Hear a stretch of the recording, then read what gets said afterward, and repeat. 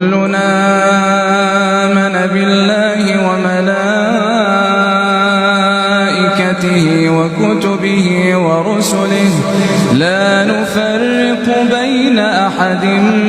من رسله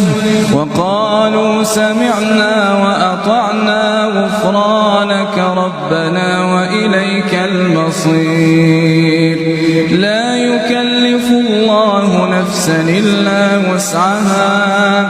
لها ما كسبت وعليها ما اكتسبت ربنا لا تؤاخذنا إن نسينا أو أخطأنا ربنا ولا تحمل علينا إصرا كما حملته على الذين من قبلنا ربنا